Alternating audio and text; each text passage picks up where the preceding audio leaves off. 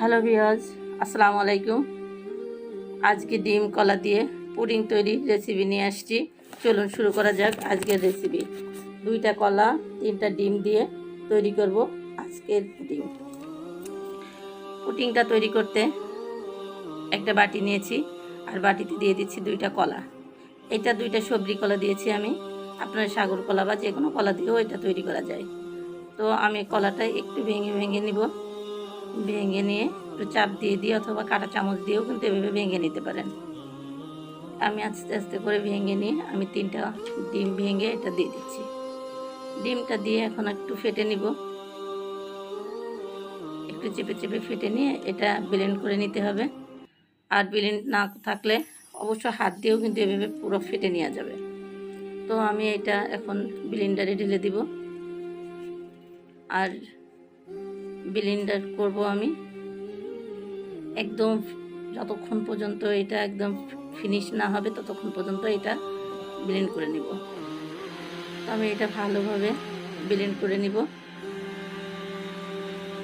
ব্লেন্ডারে ঠিক আমি এভাবেই ফেনা ফেনা হয়ে গেছে, ঠিক এ পর্যন্ত আমি করেছি। এখানে দিয়ে দিব স্বাদ মতো চিনি। চিনি দিয়েও আমি একটু সময় ব্লেন্ড করে নিব। চিনিটা স্বাদ মতোই দিতে হবে, বেশি পুডিংয়ে সাধারণত একটু চিনিই লাগে, মিষ্টি খাবার। তো এখানে আমি এটাও আবার ব্লেন্ড করে নিয়েছি। এখন আমি ক্যারামেল তৈরি করে নেব। তো আমি একটা পাত্র দিয়েছি, আর পাত্রের ভিতরে 1 চামচ থেকে 2 চামচ চিনি আর 1 চামচ পানি দিয়েছি। আর এটা লাল লাল হয়ে যাওয়ার পরে আমি ঢেলে দিয়েছি ডিমের তৈরি করা পুডিংটা। এখন আমি একটা পাত্রে পানি দিয়েছি, একটা ট্রে বসিয়ে পানির উপরে আমি বাটিটা দিয়ে দিয়েছি আর ঢেকেও দিয়েছি।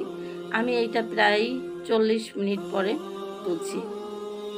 40 মিনিট পরে দেখতেই পাচ্ছেন যে আমার পুডিংটা কেমন হয়েছে। আর আমি একটা টুথপিক দিয়ে এটা আমি দেখছি যে হয়ে গেছে কিনা। তো এটা হয়ে গেছে। আমি এটা শুকনা, আর যদি পানির মধ্যে ভিজা থাকে তাহলে মনে করবে হয়নি।